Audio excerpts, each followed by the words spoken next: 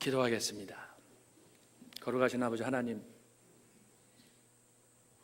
주께서 예정하신 복된 날, 이 아침에 주께서 예비하신 성전에 몸을 담았습니다. 주님 앞에 나와 고개를 숙이며 손을 모았지만 우리의 마음은, 우리의 가슴은 천근만근입니다. 하나님이여, 저희들의 깊은 탄식과 외침을 응답하시고 혹시 지나시는 길에라도 저희들을 기억하여 주옵소서. 우리 교회뿐만 아니라 한국 교회가 아파하고 있습니다. 자비하신 아버지, 저희는 어디로 가야 합니까? 하나님 아버지, 바디메오의 외침을 들으신 주님이여, 저희들의 심령 깊은 곳으로부터 쏟아져 나오는 저희들의 깊은 탄식을 응답하여 주옵소서. 특별히 종교계의 500주년을 맞이하여 드리는 특별 예배에 저희들 함께하게 되었사오니 자비하신 아버지, 우리의 이 예배를 통해서 마음과 뜻과 정성을 모으게 하시고 짧은 시간이지만 주님 기뻐하시는 일을 위해서 헌신할 수 있는 시간들이 되게 하여 주옵소서. 그동안 눈물 뿌린 성도들, 이곳에 물질 바쳐 헌신한 성도들, 하나님 아직 마음 둘 곳이 없습니다. 오직 위로부터 주시는 위로밖에 저희들이 바랄 것 없사오니 주여, 베델에서 야곱에게 하늘문을 여시고 야곱에게 은혜를 베푸셨던 주님께서 이 아침에도 하늘문을 여시고 저희들의 상한 심령 위에, 저희들의 마음에 하나님께서 한량없는 은혜와 위로로 축복으로 역사하여 주옵소서. 부족한 종이 말씀 들고 섰습니다. 감히 감당할 수 없는 주님의 말씀 들고 섰사오나 주님께서 긍휼히 여겨주시고 전하는 자 듣는 자 우리 모두에게 주의 은총이 갑절로 임하는 축복의 시간이 되게 하여 주옵소서. 예수님의 이름으로 간절히 기원하옵나이다. 아멘.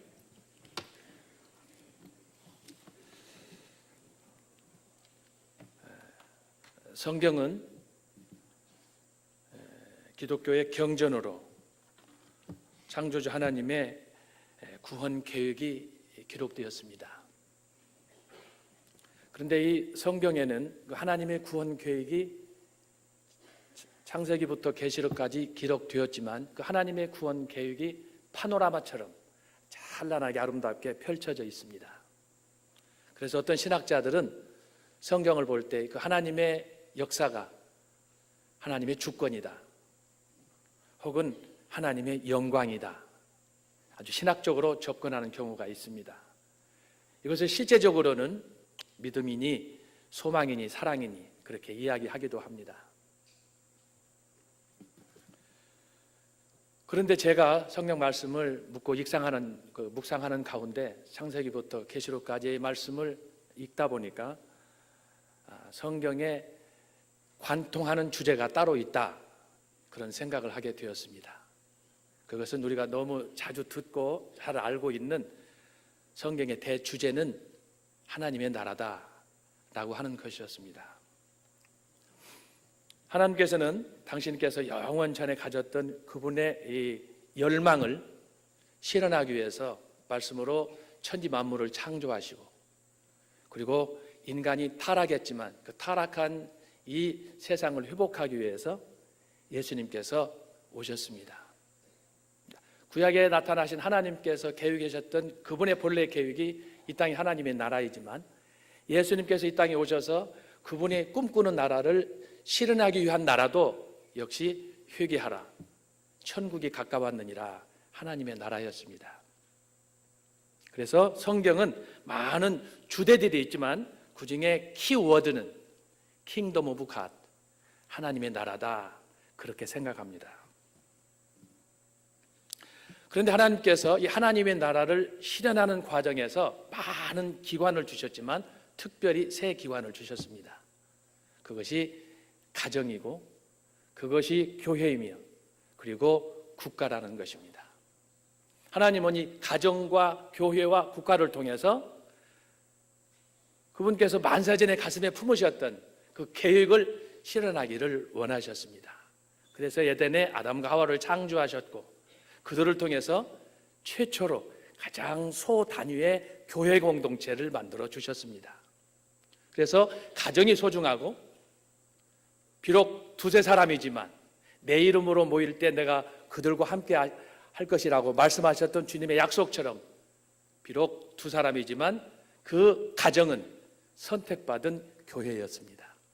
그래서 이 개인과 가정이 모여서 교회가 될 때, 또 이 교회들이 모일 때 그곳은 하나의 큰 공동체로 국가를 형성할 수 있게 되는 것입니다.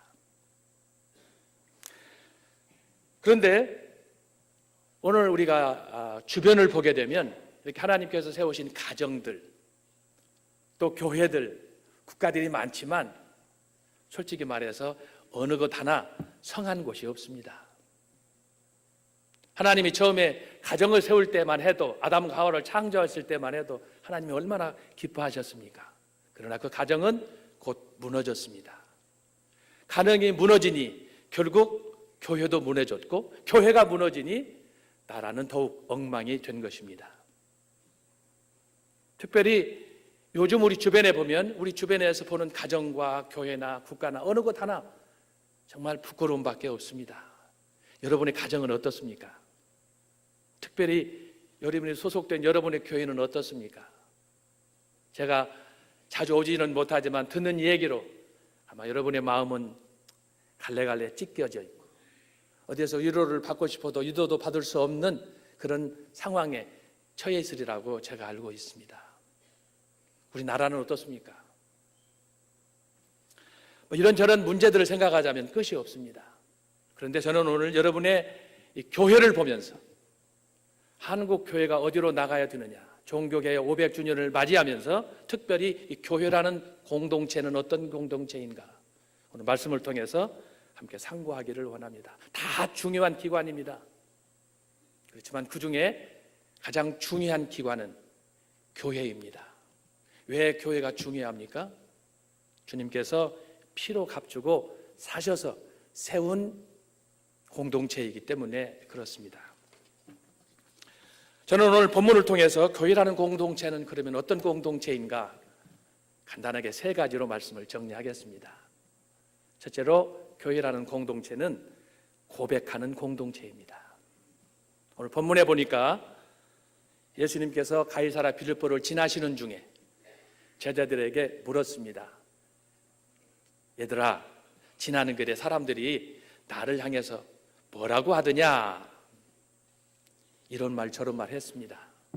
그때 예수님께서 제자들에게 물었습니다. 너희들은 나를 누구라고 하느냐? 제자들, 베드로가 대답했습니다. 오늘 본문에 있는 것처럼 16절입니다. 주는 그리스도시요 살아계신 하나님의 아들입니다. 이 고백을 들으시고 예수님께서 너무 기뻐하셨습니다. 우리가 예수님의 생애를 너무너무 잘 알고 있습니다.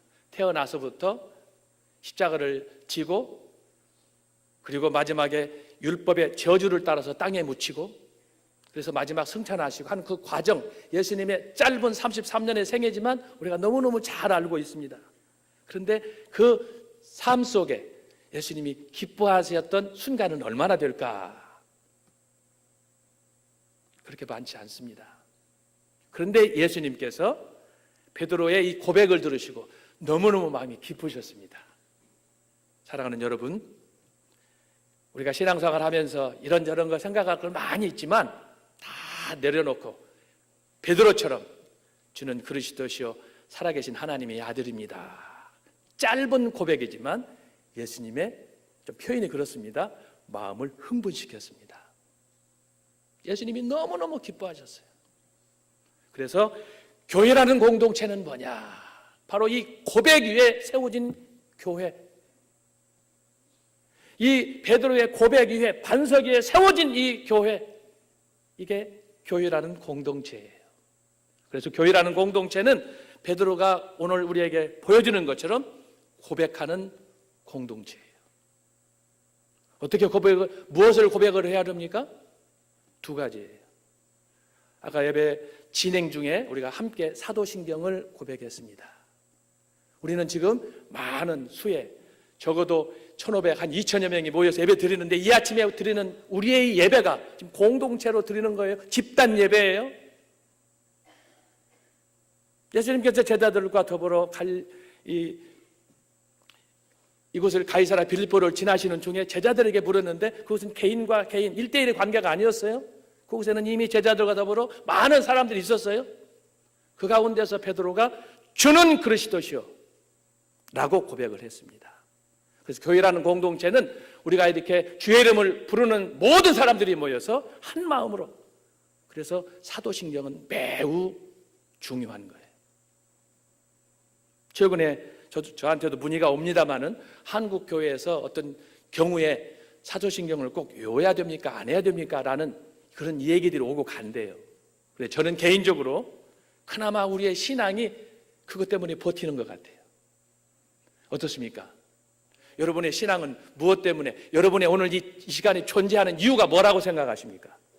그나마 사도신경을 통해서 나의 신앙의 뼈대를 잡아주고 그것이 나에게 가이드란을 제시하고 그나마 내가 마음으로 고백할 수 없는 그 어떤 일정 부분에 대해서 전능하사 천지를 만드신 하나님 아버지를 내가 믿사오며 우리는 이 고백과 더불어 그분께 가까이 나아갈 수 없지만 이 고백과 더불어 그냥 묻어서 그분 곁으로 가는 것 아니겠습니까? 그러므로 교회에서는 다른 거 할 필요가 없어요. 우리가 찬양하는 것도 공동체로 하는 거예요. 우리가 마음과 생각이 다 다르지만 아까 찬양 불렀지만 한 목소리로 부를 때 여러분의 마음이 어떻습니까? 기쁘지 않았어요? 감사하지 않았어요? 저와 여러분이 기뻐할 때 하늘에 계신 하나님 얼마나 기뻐하시겠습니까? 그래서 우리가 오늘 본문에서 살펴보는 것은 뭐냐? 첫째로 교회라는 공동체는 고백하는 공동체. 우리 모두 이 중에 한 사람이라도 소외되지 않고 믿음이 적든 크든 간에 상관없이 오직 주님을 사랑하는 그 마음 하나로 우리가 주님 앞에 나아가는 거예요. 두 번째는 무엇을 고백해야 됩니까? 우리가 집단으로 찬양하며 집단으로 기도하고 신앙 고백하지만 가장 중요한 포인트는 무엇입니까? 주님과 1대1의 관계예요. 사랑하는 여러분, 우리가 지금 많은 성도들이 이렇게 만장한 가운데 하나님 앞에 예배를 드리지만 우리가 함께 찬양하고 함께 기도하지만 그러나 예배의 중심은 그분과 나와의 관계예요. 1대1의 관계예요. 이 1대1의 관계지만 이것이 함께 모여서 그분을 찬양할 때 거기에 놀라운 하모니가 있고 거기에 기쁨과 감사가 있고 영광이 있고 그래서 우리는 교회 올 때마다 늘 떨리는 마음으로 아마 이 아침에도 여러분 교회 오시면서 그런 생각을 했을 거예요. 혹시나 오늘 집사님이 오셨을까? 친구가 왔을까? 몇 사람이나 왔을까? 왜? 우리는 공동체이기 때문에 그래요. 누군가 자리를 지켜야 되는데 자리가 비어있을 때 그 마음의 서운함, 상실감이 얼마나 큽니까? 특별히 여러분의 상황은 말할 수 없을 것입니다.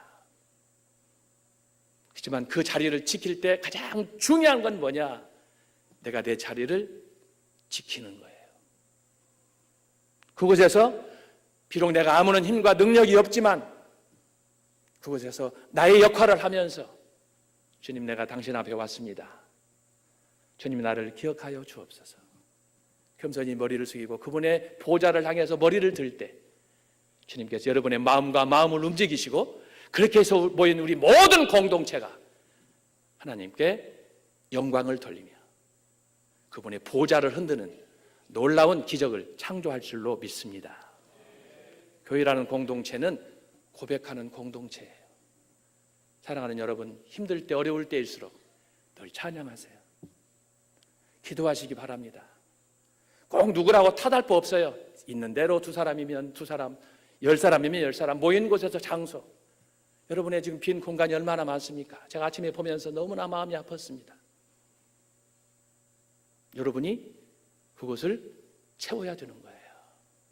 너무 미래에 대해서 불안하지 마세요. 강하고 담대할 수 있는 믿음과 용기를 주님이 주실 것입니다. 교회라는 공동체는 두 번째로 축복받은 공동체였습니다. 오늘 본문을 보면 기적이 일어났습니다. 베드로가 예수님의 물음에 한마디 짧게 고백을 했어요. 너희들은 나를 누구라 하느냐? 주는 그리스도시요 살아계신 하나님의 아들입니다. 성경에 보면 이렇게 짧은 고백 한마디로 대박 터진 사례가 미스터 피터예요. 예수님께서 너무너무 기뻐했어요. 여러분 현장으로 한번 가보세요. 가이사랴 빌립보는 곡창지대, 먹을 거, 입을 거, 쓸 것들이 넉넉한 시내 도시였어요.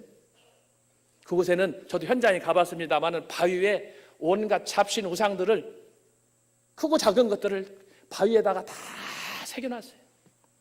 소위 신들의 박물관이에요. 근데 그곳 사람들은 자기들이 그 신들을 믿기 때문에 일종의 루터 당시에 만신전처럼 무조건 그 중에 하나 골라 잡는 거예요. 이 신이든 저 신이든 하여튼 믿고 보면 언젠가 그 중에 어떤 신이 나에게 축복했을 거라는 막연한 생각 때문에 그 신들을 믿고 있는 거예요. 그야말로 골라 잡아서 신을 믿는 거죠. 근데 그 사람들은 다른 목적 없이 자기들이 형통하고 자기들의 생활에 여유가 있고 하는 이 단순한 마음으로 그거 하나만 추구하는 거예요. 그때 예수님께서 부르신 거예요. 사람들이 나를 누구라고 하느냐? 너희는 나를 누구라고 하느냐? 그때 예수님께서 베드로의 고백을 들으시고 한 말씀, 오늘 설교의 포인트예요. 바요나 시모나, 내가 참 복되다. 사랑하는 여러분, 여러분이 오늘 어떤 마음 상태로 교회에 왔든지 베드로와 같이 정말 주님은 살아계신 하나님의 아들입니다. 나의 주 나의 하나님이십니다. 라고 고백할 때 베드로가 받았던 그런 놀라운 은총의 축복이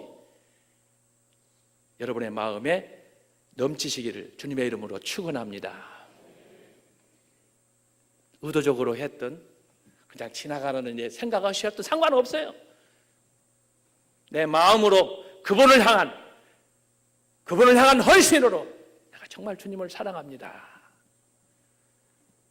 짧은 외마디일지라도 어떤 때는 잠자다가 꿈꿀 때라도 저분과 만나는 그 순간을 열망하면서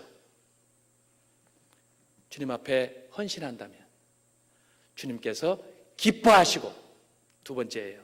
베드로에게 축복하셨다는 것처럼 바요나 시모나 내가 참 복되다.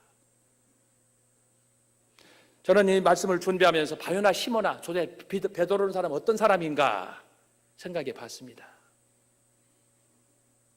당시로 말하면 어부주신입니다. 저도 어렸을 때 바닷가를 자주 가봤지만 바닷가 가다 보면 바다에서 나는 특별한 향이 있습니다. 그 향이 무엇입니까? 비린내예요. 여러분 식당에 가면은 늘 생선, 바다 것들, 심지어 작은 고기, 멸치로부터 해서 우리가 매일매일 의식주 생활 가운데 나오는 거 아니겠어요? 베드로는 어떤 사람이냐? 그렇게 많이 배운 사람 아니에요. 직업은 어부예요. 어부라는 자체가 뭐예요? 비린내를 떨칠 수 없는 사람이에요. 그게 그 사람의 신분이에요. 여러분 비린내 나면 가까이 가고 싶어요? 안 가고 싶어요? 한번 따라서 합시다. 할렐루야. 아무리 맛있는 먹거리도 비린내 나면 입에 넣어요? 안 넣어요? 오늘 제가 이상한 교회 왔어요. 전혀 응답이 없네. 특별히 이 예민한 사람들, 식사에 예민한 사람들, 어떤 사람은 고기 싫어해서 채식만 하는 사람도 있잖아요. 그런데 여러분 음식 먹다가 아무리 진수성찬이라도 비린내 나면 한 입도 안 넣어요. 베드로가 어떤 사람이냐? 비린내 나는 사람이에요. 평생 거기 갈릴리 바다에서 고기 잡는 어부예요. 바요나예요. 시몬이에요. 그는 이름 없는 사람, 냄새 나는 사람, 불황무식한 사람, 성격은 어떻습니까? 제자들 중에 12제자 중에 성격이 제일로 고약한 사람이에요. 함부로 칼 빼고 함부로 이 말하고 저 말하고 상처 주는 사람이에요. 다시 말하면 인간적으로 말하면 베드로 쓰레기와 같은 사람이에요. 건질 것이 없어요. 그런 면에서 베드로하고 오늘 만장하신 우리 성도님들하고 비교하면 베드로는 한참 하수예요.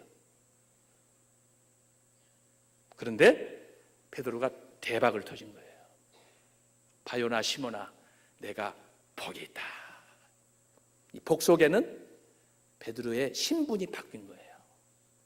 이미 누가복음 5장에 보면 예수님께서 베드로를 향해서 너는 지금까지 고기 잡는 어부였지만 이제부터는 내가 사람을 낚는 어부가 된다. 나를 따르라. 베드로의 삶에 기적이 일어나는 거예요. 주님께서 베드로에게 기회를 주신 거예요. 네가 비록 인간적으로는 아무런 존재가 없지만 냄새나고 더럽고 성질 다혈질이고, 그렇지만 내가 너에게 짧은 네 마디 고백을 통해서 내 마음이 감동했어. 내가 너에게 축복할 거야. 바요나 시몬아, 내가 복이 있다.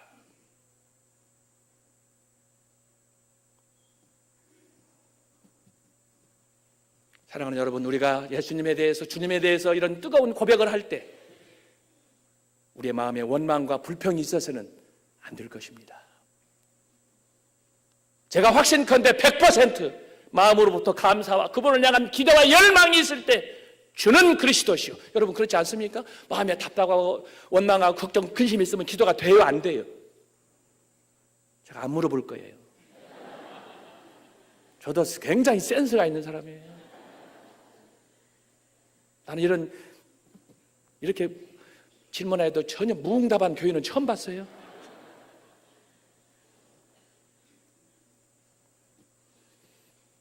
베드로를 생각하면서 저는 저 자신을 살폈습니다. 요한이 너는 어떤 사람이야? 저 시골에서 자랐어요. 아버님 일제 때 일본 다녀오셔서 고생 죽살나게 하셨대요.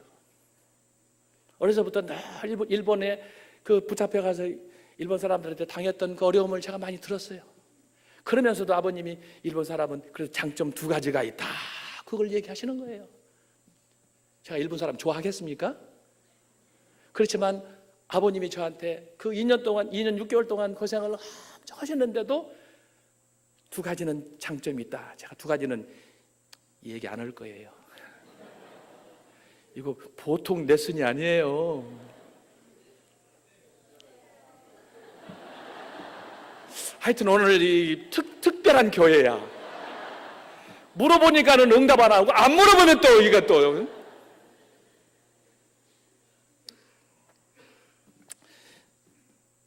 해야 되나? 저희 아버님이 그러세요. 일본 사람들은 의리는 절대 변치 않는다. 2번째는 상하가 분명하다. 그래서 그 사람들은 개인적으로 누구 인권 침해하는 거 이런 거 절대 안 한다는 거예요. 사실 그래요. 저도 영국에서 일본 사람들 몇 사람 만나보고 교제도 했지만 그 사람들은 철저하게 프라이버시예요. 자기 일 외에는 절대 남의 간섭 안 하고 상명하복이 얼마나 철저한지 아마 경험하셨을 거예요. 우리 어른들, 연세 드신 분들은. 다른 건 말씀 안 하세요.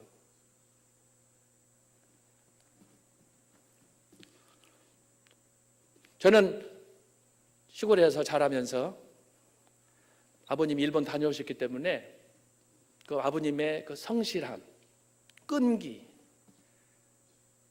제가 초등학교, 중학교, 고등학교, 대학 다니는 동안에 제 개인 시간이 없었어요. 시간만 나면 아버님께서 요한아, 자 준비해라. 그럼 어디로 가느냐? 밭으로 가고 논으로 가는 거예요. 죽는 거지 하면. 자존심은 완전히 짓밟히는 거예요. 그래서 아버님이 일본에서 그런 경험을 하셨기 때문에 어쨌든 자주성가해서 돈 벌어서 자식들 가르쳐야 된다는 그 집념 때문에 저는 그때 철이 안 들어서 잘 모를 때잖아요. 아버지 따라 들로 산으로 가면 나는 불만이 그야말로 이빠이 데스. 완전히 차이나. 그러나 아버지 앞에 말덕하면 나는 죽어. 아버지가 호랑이에요. 일제 때 그런 고생들 하셨기 때문에 그래서 했는데 어쨌든 그런 환경에서 자라서 초, 중, 고, 대 어쩌다가 제가 운명적으로 또 이름이 요한이잖아요. 내가 원해서 지은 거 아니에요. 태어나 봤더니 내 이름이 요한이라고 붙었어요. 전혀 그때만 해도 이게 하나님의 뜻인지 내 뜻인지 저는 분별을 못했어요.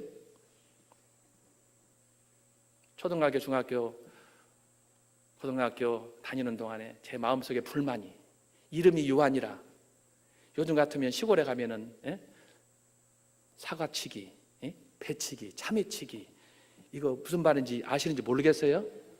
하여튼 딸기치기 해서 시골에 있는 동안에 1년 사시사철 제가 직업이 없어 본 적이 없어요.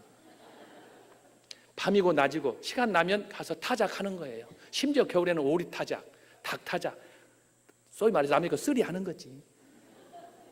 그래서 그걸 이제 닭 요리, 오리고기 해서 볶아 먹고 구워 먹고 막 지지고 볶고 가면은 죽여주는 거 아닙니까? 그런데 내 이름이 요한이라 천천지 한이 한. 그런데 여러분, 대학 시험 떨어지고 고민하다가 겨우 이제 총신 가서 나중에 이제 신학을 마치고 목사가 되는데, 그때 철들고 보니까 어머니하고 아버지가 나에게 준 선물 중에 가장 귀한 선물이 뭐냐? 제 이름 석자예요. 철이 드니까 그게 보이더라고요. 그래서 너무너무 감사하고, 그전에는 요한이라고 이름 쓰는 것도 싫어가지고 자꾸 기피하고 막 그랬었는데, 지금은 지나고 보니까 얼마나 감사한지. 그래서 저는 이 세상에 많은 사람들이 있지만 나만큼 축복받은 사람은 없지, 그런 생각을 하고 살아갑니다. 역시 보니까 여러분들 상당히 기분 나쁘해. 그래서 제가 저만 사용하는 명언을 내가 만들어 봤어요. 뭐 소크라테스나 공자만 할 거 아니잖아요. 그래서 내가 만들어 봤어요. 쓸만한가 보세요. 하나님께서는 이 세상에서 나밖에 사랑할 사람이 없는 것처럼 나를 사랑하신대. 그게 제가 만든 거예요. 기도 중에. 여러분, 그거 만드느라고 나가 죽을 고생했어요. 저는 여러분에게 지금 괜히 막 퍼주는 것 같아. 하나님은 이 세상에서 나밖에 사랑할 사람이 없는 것처럼 나를 사랑하신다. 요한복음 3장 16절이에요. 그래서 저는 예수 믿고 나서 이렇게 나같이 축복받은 사람이 있나? 한때는 불평하고 원망하고 말이야. 이름 요한이라고 하필 지어가지고 뭐 자유스럽게 좀 어린 시절 초등학교, 중학교, 고등학교 재밌게 좀 쓰리도 하고 타작도 하고 막 지지고 볶고 해야 되는데 못하는 거예요. 가면은 저거 누가 저질러서 그러면은 딴 사람들이 다 저건 요한이지.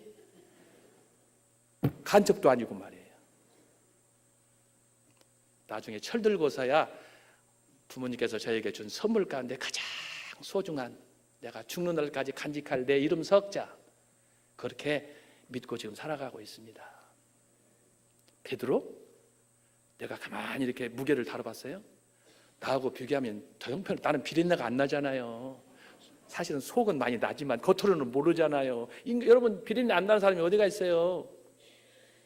그냥 제 생각이에요. 그런데 여러분, 주님께서 베드로에게 큰 은혜를 베풀어 주었어요. 여러분, 신앙생활 하면서 우리가 신앙생활 할 때, 기도를 할 때도 많이 하나님 응답하는 거 아니에요? 열심히 오래도록 하루 이틀 하고 막 그런다고 주님께서 축복하시고 기뻐하시는 거 아니에요. 타이밍을 잘 잡아야 돼요. 내가 필요할 때, 주님이 원하실 때, 그때 그 순간을 포착하는 거예요. 평소에 그렇게 다혈질적이던 베드로인데도 불구하고 가이사라 빌립보가 운명처럼 베드로에게 찾아온 거예요. 사랑하는 여러분, 담에서 도상에서 사도 바울은 그리스도의 원수였어요. 대적자였어요. 그런데 그곳에서 그는 그분을 운명적으로 만났어요.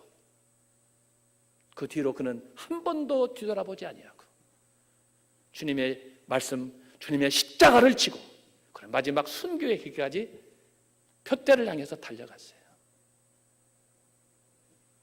베드로는 축복받은 인생이 된 거예요.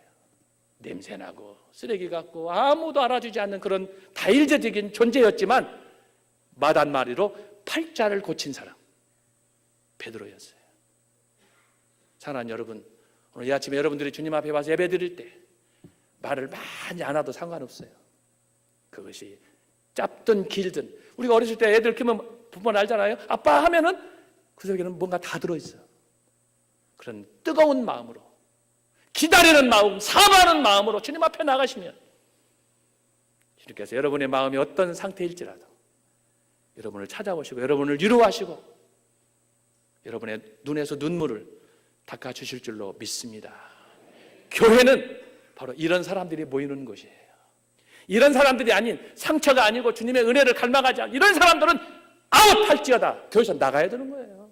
그래서 교회는 상처받은 사람들을 감사하는 사람, 이런 사람들이 모여가지고 할 때 그때 그들이 부르는 찬양과 경배는 하늘을 진동시키는 거예요. 베드로는 정말 축복받은 사람이었어요. 이 아침에 함께하는 우리 모든 공동체, 우리의 예배, 우리는 축복받은 공동체인 줄로 믿습니다. 주님과 나와의 관계, 특별히 내가 중요하지만 우리가 모두 모여서 그리스도의 이름으로 모여서 한 목소리로 찬양할 때, 여러분 이것처럼 신비한 일이 어디가 있어요? 여러분 약속하고 찬양하는 거예요? 약속하고 코러스 하는 거예요? 이 사람 알파고도 이런 건 못 할 거예요. 그런데 앞에서 찬양 인도하면 한 목소리로, 이야 얼마나 장관입니까?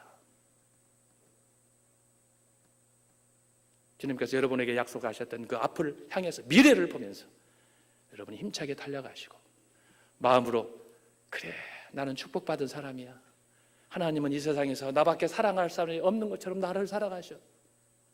그 말씀 앞에, 그분 앞에 고개를 숙이고 엎드려 감사하고 윤동조 시인처럼 죽는 날까지 부끄러움이 없는 여러분의 삶의 여정이 되시기를 주님의 이름으로 축원합니다. 마지막 세 번째입니다. 교회라는 공동체는 승리하는 공동체입니다. 오늘 메시지에 절정으로 간다고 하겠습니다.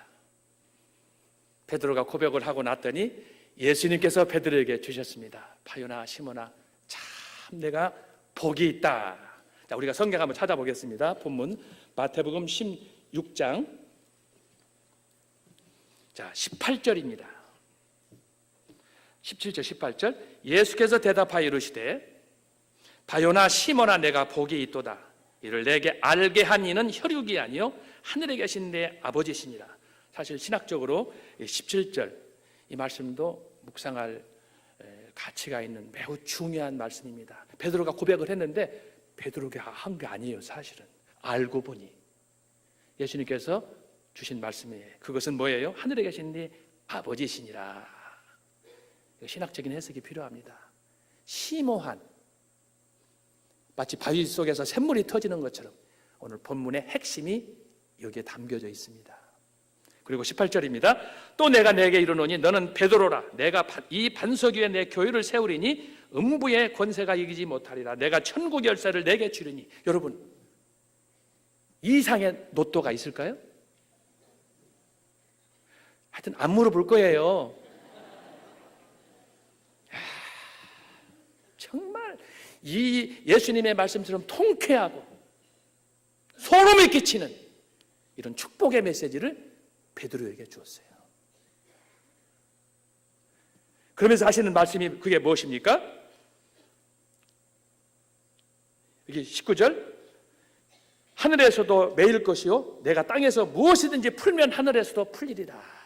아브라함식으로 말하면 복의 근원이 되는 거예요.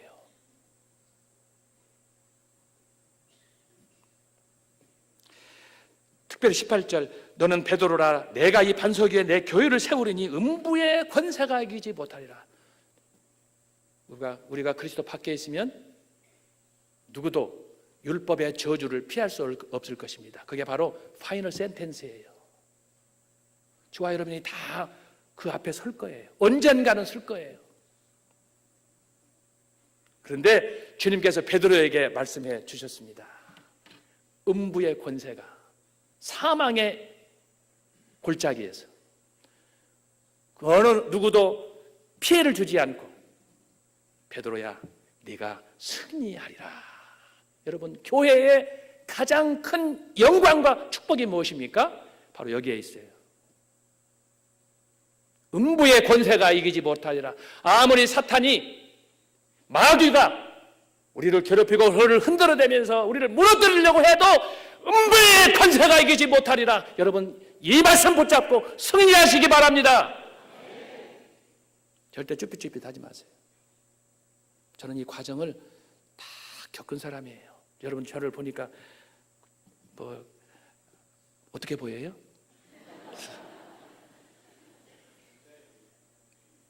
저는 여러분보다도 더 혹심한 고난을 다 겪은 사람이에요. 여러분의 속 심령 내가 다 알고 있어요. 그래서 제가 여러분의 눈물을 아는 거예요. 그런데 여러분, 오늘 말씀을 통해서 주님께서 주시는 메시지가 무엇입니까? 교회라는 공동체는 주님께서 베드로에게 주신 것처럼 승리하는 공동체, 승리를 어떻게 보장받았어요. 언제까지? 주님 오시는 그날까지. 우리는요, 그 졸망까지, 주님 오시는까지 생각해보면 우리는 지금요 아직 시작도 안 한 거예요. 그런데 왜 그렇게 컴플레인이 많아요? 왜 원망이 가고 이리 가자 저리 가자가 왜 그래요? 왜 스스로 싸워요? 아직 여러분, 내가 볼 때는 철이 안 들은 거예요.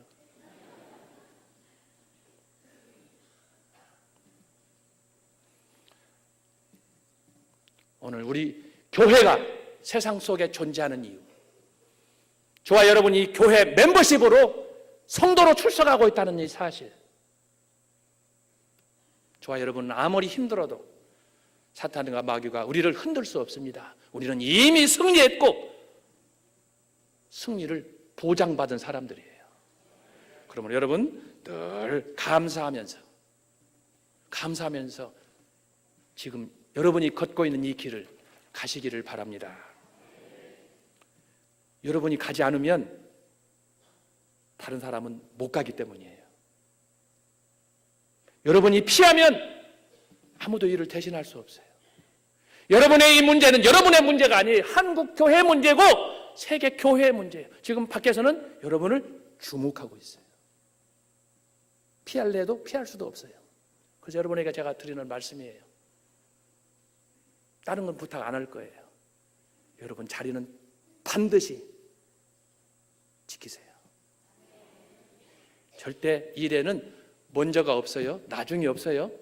내일만 하면 되는 거예요.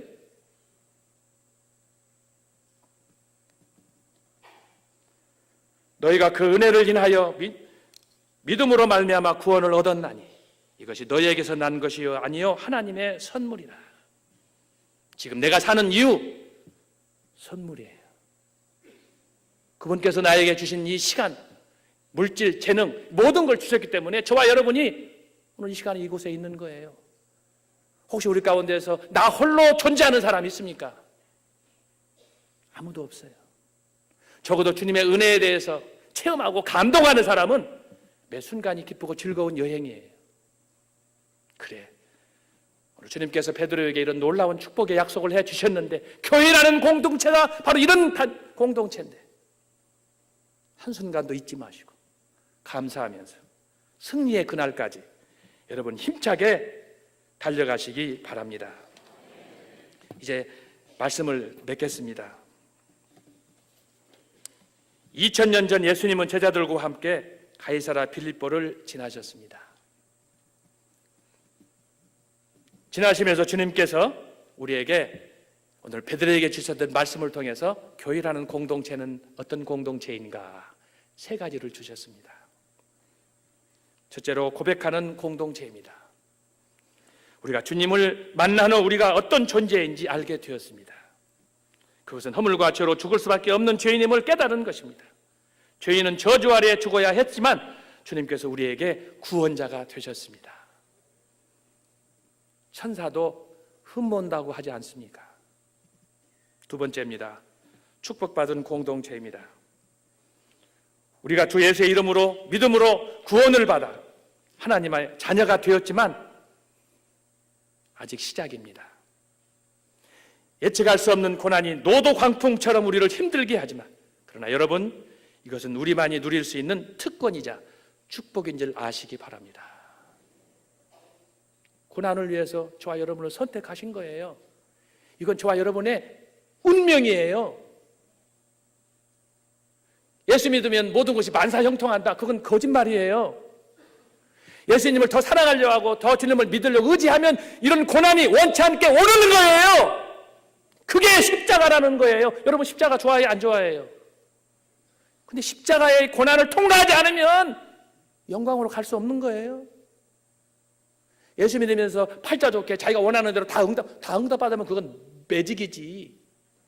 마술자리들이 사기치는 거죠, 그게. 그러나 주님께서 우리에게 요구하시는 신앙이란 그런 게 아니에요. 때때로 우리에게 기쁨도 주시지만 그분이 우리를 연단하세요. 흔들으세요. 그래서 그 비밀을 여러분들이 아셔야 되는 거예요. 그래서 교회 생활하면 항상 좋은 일만 있다 기도하면 막 응답돼가지고 회사도 날리고 돈도 전혀 그렇지 않아요. 예수 믿으면 횡재하는 게 아니에요. 거기에는 고난이라는 복병이 있는 거예요.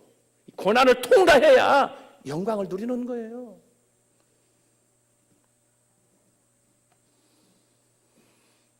세 번째입니다. 교회라는 공동체는 승리하는 공동체입니다.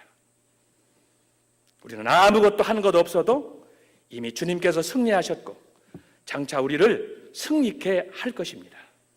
이것처럼 축복된 일이 없습니다. 4가지 해놨는데 주님께서 다 레드카펫을 깔아 놓으신 거예요. 우리는 덤으로 가는 거예요. 여러분은 지금 한 손에 이 엄청난 축복을 갖고 있는 거예요. 이것은 바로 지금으로부터 500년 전 젊은 청년 마르틴 루터가, 종교개혁자 루터가 우리에게 삶으로 보여주었습니다. 여러분, 당시 루터가 철옹성 같은 교황권에 맞서 싸우는 것은 우리가 잘 아는 다윗과 블레셋과의 싸움이 아니었습니다.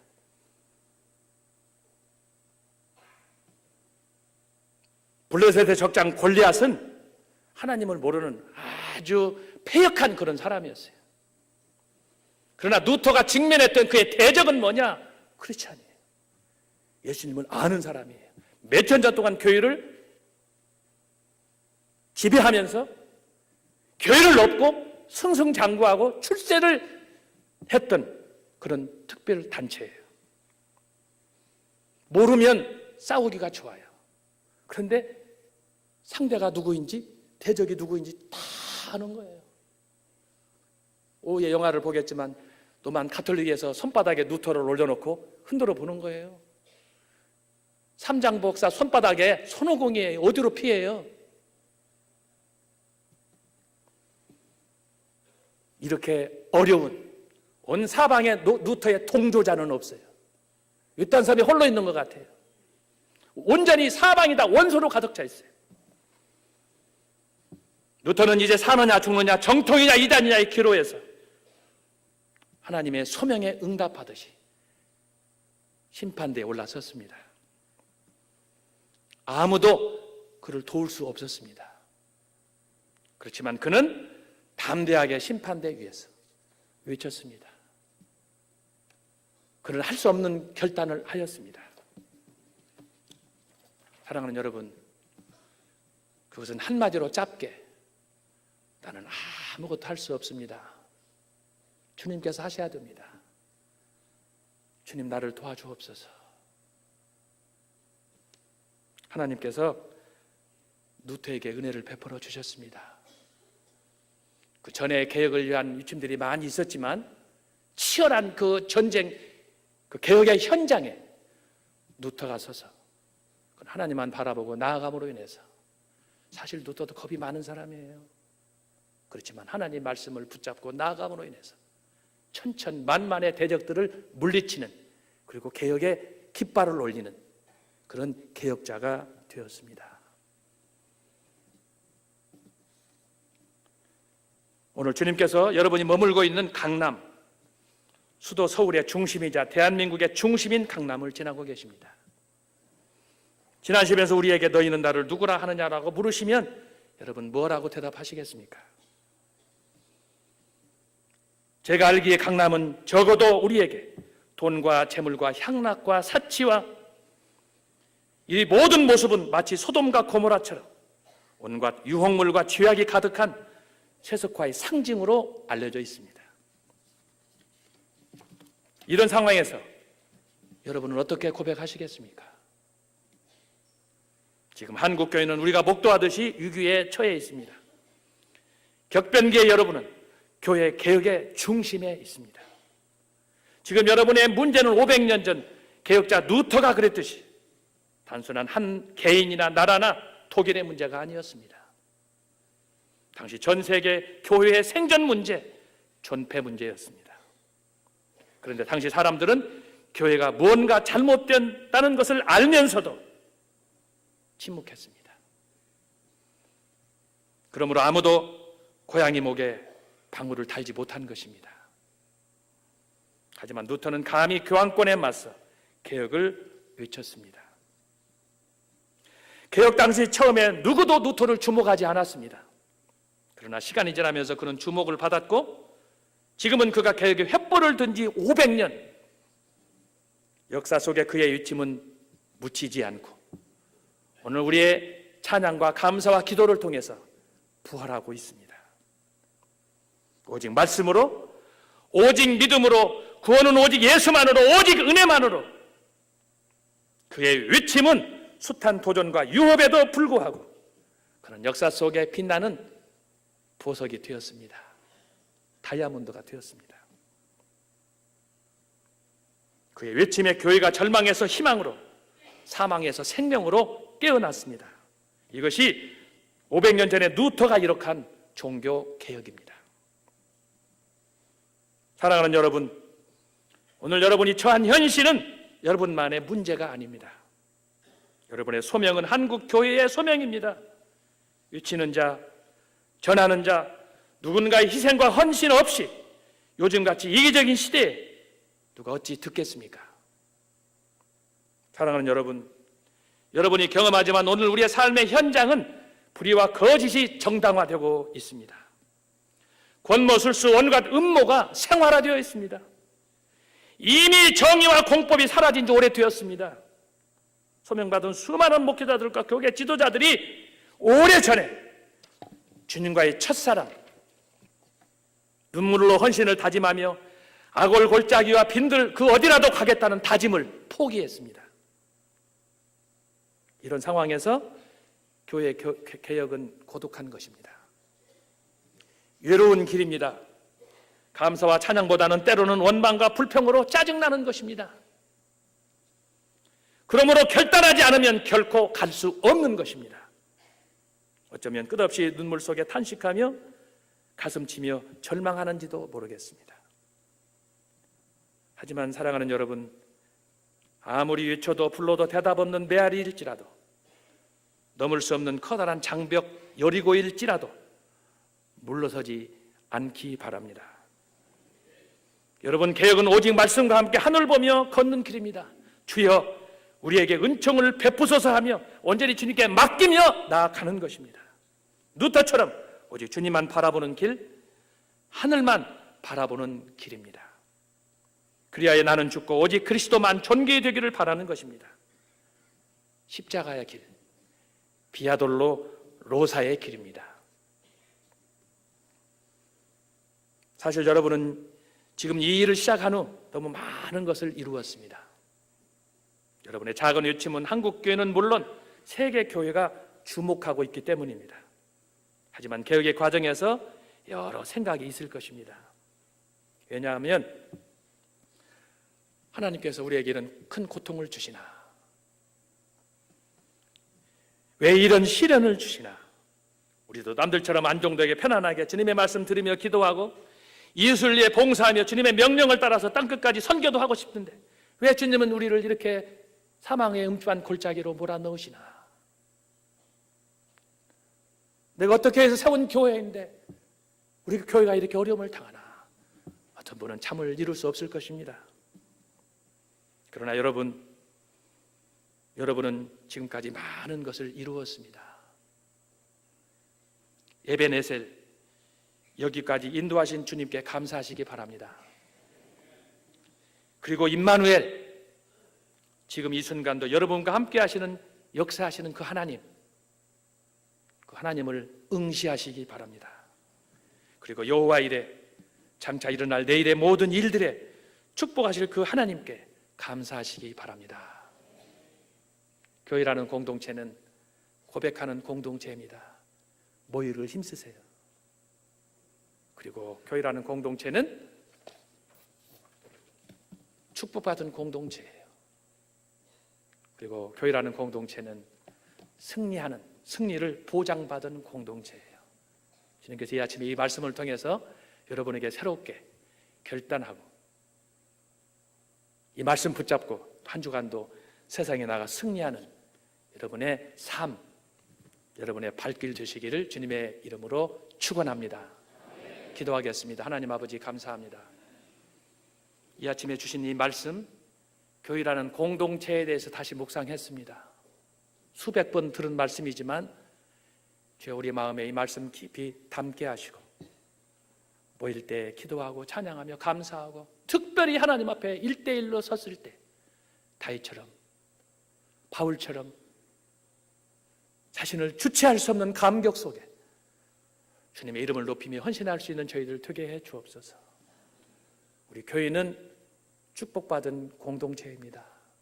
하나님, 이곳에서 뿌려졌던 전파되었던 그 말씀들이 하나하나 싹을 튀게 하시고 그 싹들이 100배, 1000배로 맺히게 하시고 그리하여 우리의 이 고난과 고통이 하나님께서 받으시는 그 크고 놀라운 영광으로 승화될 수 있도록 축복하여 주옵소서. 우리에게 승리를 보장하신 하나님 감사합니다. 죽는 날까지 부끄러움 없이 이 말씀 붙잡고 앞으로 전진하는 이스라엘의 군대, 하나님의 군대, 복병들이 되게 하여 주옵소서. 예수님의 이름으로 기도하옵나이다.